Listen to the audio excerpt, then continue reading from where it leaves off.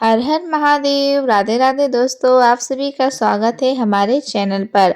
आज हम आपको अमावस्या और पूर्णिमा ये दो बहनों की कहानी सुना रहे हैं।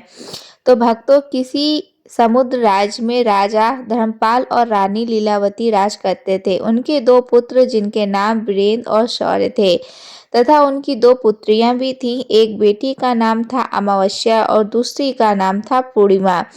पूर्णिमा जिसका मुख चंद्रमा जैसा दिव्य था और वह सुबह से संध्या तक मंदिर में भगवान शिव की आराधना करती थी, गरीबों को भोजन देती थी, तुलसी को जल चढ़ाती थी और अपने माता पिता की सेवा भी किया करती थी।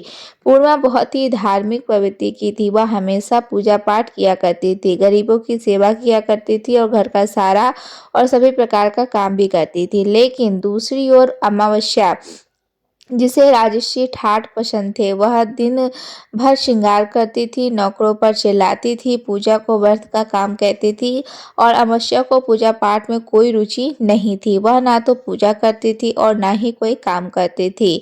लेकिन दोनों बहनें एक दूसरे को बहुत प्यार करती थी, क्योंकि पूर्णिमा का स्वभाव बहुत ही अच्छा था।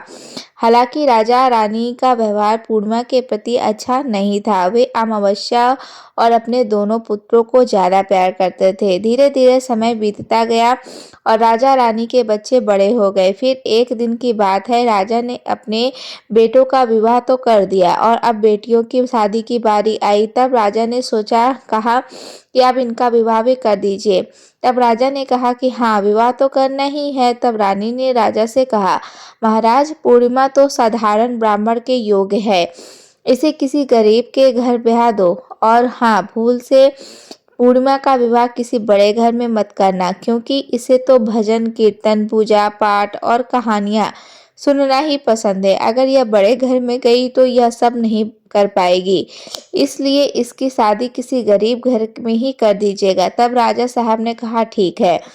फिर से रानी ने कहा, महाराज, अमावस्या भी तो विवाह के योग हो गई है। अमावस्या तो एक राजकुमारी है जैसी है, इसके लिए तो भी वर देखिए और दोनों बहनों का विवाह एक साथ कर दीजिए। तब राजा ने पास के गांव के राजा के बेटे के साथ अमावस्या का विवाह कर दिया और उसी गांव के एक गरीब किसान के बेटे के साथ पूर्णिमा का विवाह कर दिया।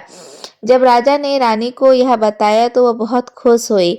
मित्रों, अब राजा और रानी ने बिना किसी विचार के अपनी ही दोनों की बेटियों के बीच पश्चाताप किया। रानी के कहने के अनुसार अमावस्या का विवाह धनवान राजकुमार से हो गया। उसे सोने चांदी से पलकी नौकर चाकर दिए गए। वहीं दूसरी ओर बेचारी पूर्णिमा को एक किसान के घर भेज दिया गया।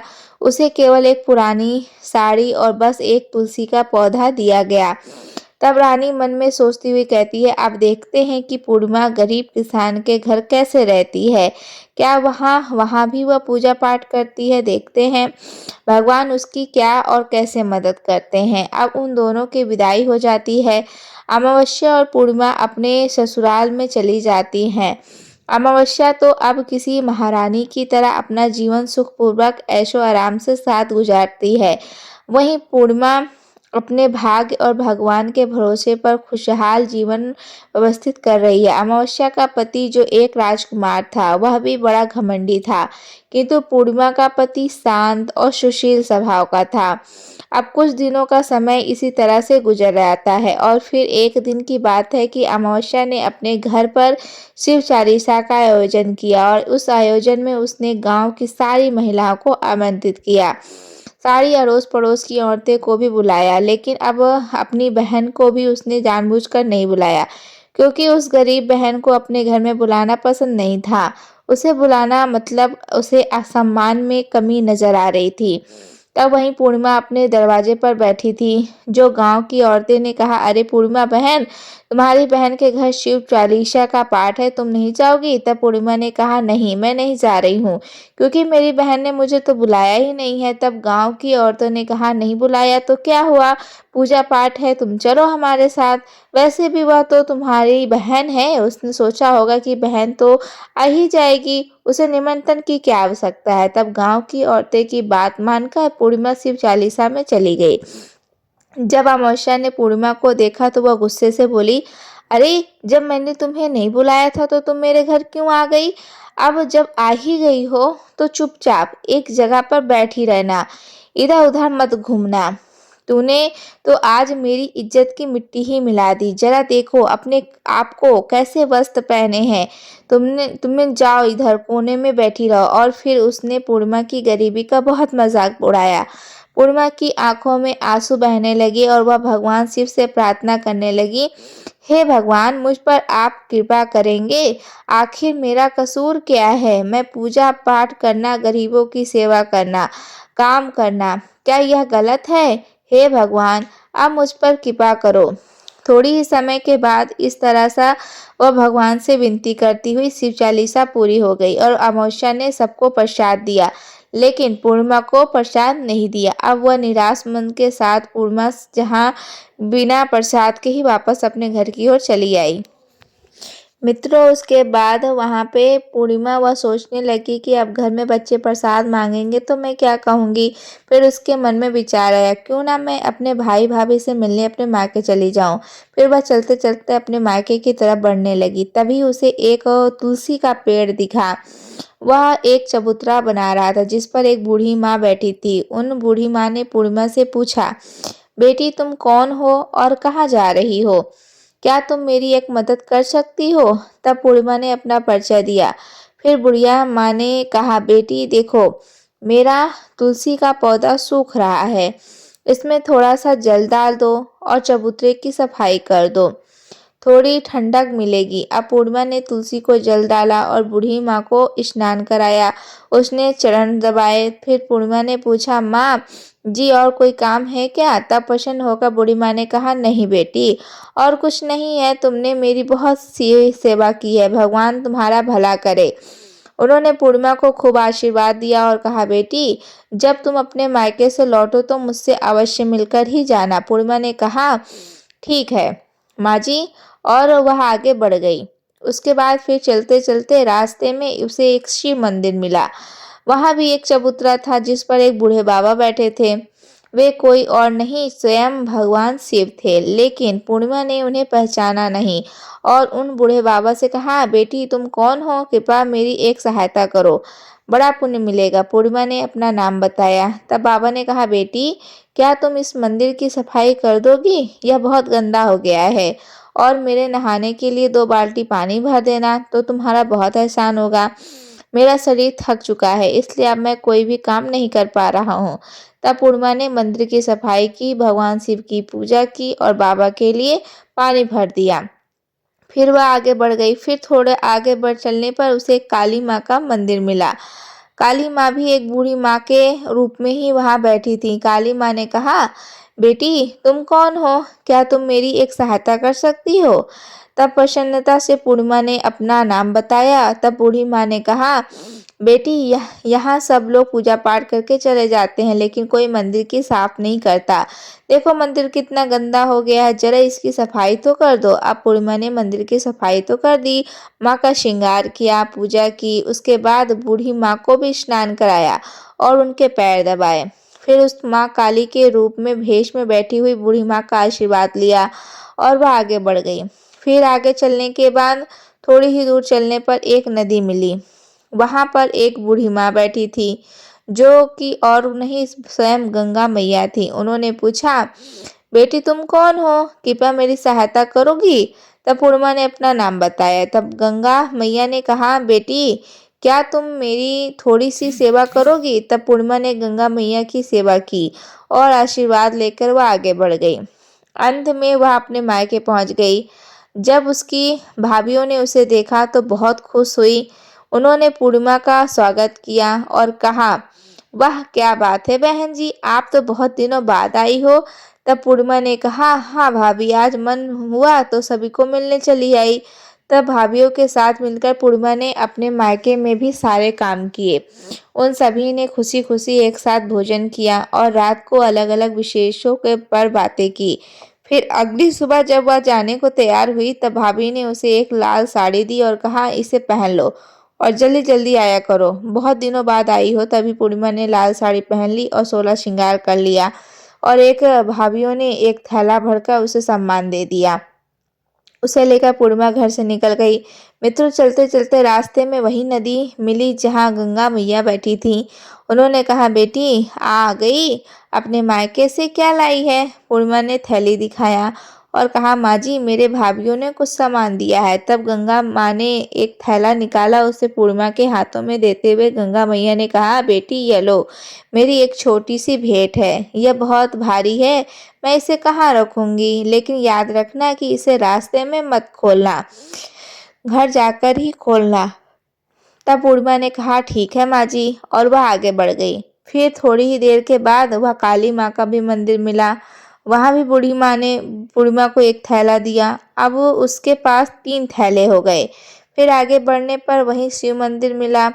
वहां भी भगवान शिव ने भी उसे एक थैला दिया। अब जाके 4 थैले हो गए। फिर चलते चलते वहीं तुलसी माँ मिली। उन्होंने भी एक थैला दिया। अब 5 थैले हो गए। जब पूर्णिमा अपने घर पहुंची तो उसने सभी थैले खोले और पहले थैले में खाने पीने की चीजें और कपड़े थे। दूसरे थैले में सोने चांदी के आभूषण थे। तीसरे थैले में धन संपत्ति थी। चौथे थैले में अनाज से भरा हुआ था और 5वें में महंगे वस्त्र थे। अब पूर्णिमा के घर में किसी भी चीज की कमी नहीं थी। वह खुशी खुशी रहने लगी। फिर एक दिन पूर्णिमा ने सोचा कि क्यों ना मैं शिव चालीसा का आयोजन कराऊं, और उसने शिव चालीसा रखी, सबको बुलाया। वह न्योता देने गई, अपनी बहन अमावस्या के घर भी गई। और फिर जब अमावस्या अपनी बहन के घर आई तो उसने घर का पूर्णिमा ने धन दौलत देखकर आश्चर्यचकित रह गई। उसने पूछा, अरे बहन, अचानक से तुम्हारे घर में इतना धन दौलत कैसे आ गया? तब शांत स्वर में प्रसन्नता से पूर्णिमा ने कहा, देखो बहन, जिस दिन तुमने चालीसा रखी थी मुझे बुलाया भी नहीं था। बिना बुलाया मैं तुम्हारे घर गई, लेकिन तुमने मुझे प्रसाद नहीं दिया। और फिर मैं मायके गई, वहां से यह सब लेकर अमावस्या ने कहा, अच्छा तो यह बात है, अब मैं भी जाऊंगी मायके, तुम भी मुझे डांटना और प्रसाद मत देना। तब पूर्णिमा ने कहा, अरे बहन, यह तो भगवान का प्रसाद है, मैं तो सबको दूंगी। लेकिन अमावस्या ने प्रसाद नहीं लिया और अपने घर जाकर बच्चों से कहकर मायके चली आई। अब चलते चलते रास्ते में वही तुलसी भी माँ मिली। जब उन्होंने अमावस्या को कहा, बेटी यह चबूतरा साफ कर दो, तो तुलसी माँ में पानी डाल दो, कृपया मेरी मदद करो। तब क्रोध में आकर अमावस्या ने कहा, हे बुढ़िया, मैंने इतनी महंगी साड़ी पहन रखी है और यह गंदी हो जाएगी, मैं कुछ नहीं करूंगी।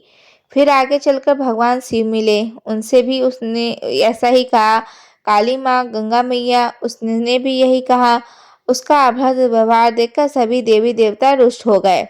जब वह मायके पहुंची तब भाभीियों ने उसे देखकर, अरे महारानी, यहाँ कैसे आ गई? इसे तो कुछ काम भी नहीं आता, बस आ गई अपना मुंह उठाकर मुफ्त में भोजन खाने के लिए, बिना बुलाए आई हुई है, इसे कोई शर्म भी नहीं आती। और तभी रात्रि में अमावस्या खाना खाकर सो गई। सुबह होने पर वह बोली, भाभी मैं जा रही हूँ। भाभी ने कहा, ठीक है, जाओ महारानी जी। तब अमावस्या ने कहा भाभी, पूर्णिमा तो आई थी, तब आपने थैला दिया था, मुझे कुछ नहीं दिया। भाभी ने कहा, जो तुम्हारे घर थैला पहुंचा जाएगा। तब अमावस्या भी चल दी। रास्ते में गंगा मैया, काली माँ, भगवान शिव और तुलसी माँ सभी ने उसे थैले दिए। लेकिन जब वह घर पहुंची और थैले खोले तो उसमें से एक मिट्टी, दूसरे में पत्थर और तीसरे में सांप बिच्छू निकले। अमावस्या ने अपना सिर पीट लिया और कहा, हे भगवान, मुझे मायके में भी कुछ नहीं मिला और यहाँ भी कुछ नहीं मिला। फिर वह दौड़कर पूर्णिमा के पास गई और बोली, तुझे इतना सब कुछ मिला, मुझे कुछ भी नहीं मिला। तब पूर्णिमा ने कहा, मैं मायके जाती हूँ तो भाभीियों का काम करती हूँ, तुमने तो कभी भाभीियों की मदद नहीं की। तुमने गंगा मैया, शिवजी, काली माँ और तुलसी माँ सभी को ठुकरा दिया, इसलिए भगवान ने तुम्हें कुछ नहीं दिया और उनका अपमान किया। तब अमावस्या ने कहा कि बहन, मुझे माफ कर दो, मैंने सदा ही तुम पर अत्याचार किया है, अब मैं भी भक्ति करूंगी। तब पूर्णिमा ने कहा, बहन, 3 सूत्र याद रखना, सदैव दूसरों पर दया करना, हमेशा और प्रतिदिन चालीसा पढ़ना, तीसरी बात 108 बार ओम नमः शिवाय का जाप करना, इससे अब तुम्हारे सारे दुख दूर हो जाएंगे। और लोगों की सेवा भी करना। अरे बहन, भगवान ने जो 3 सूत्र दिए हैं उन्हें प्रसाद के रूप में स्वीकार कर लेना और हृदय में बसा लेना। मैंने सच्चे मन से भगवान की पूजा की, सबकी मदद की, इसलिए मुझे यह सब कुछ मिला। तुम्हारे पास जो भी था वह भी तुम्हारे अहंकार के कारण खत्म हो गया। अब अमावस्या अपने घर आ गई और पूजा पाठ करने लगी। वह भगवान शिव से माफ़ी मांगने लगी और धीरे धीरे उसकी भी परिस्थिति बदलने लगी। तो मित्रों, जय हो भगवान शिव की। अगर आपको यह कहानी पसंद आई होगी तो वीडियो को लाइक कर कमेंट सेक्शन में हर हर महादेव ज़रूर लिख कर जाइएगा और चैनल पर पहली बार आए होंगे तो चैनल को सब्सक्राइब कर लीजिएगा। हर हर महादेव। राधे राधे दोस्तों।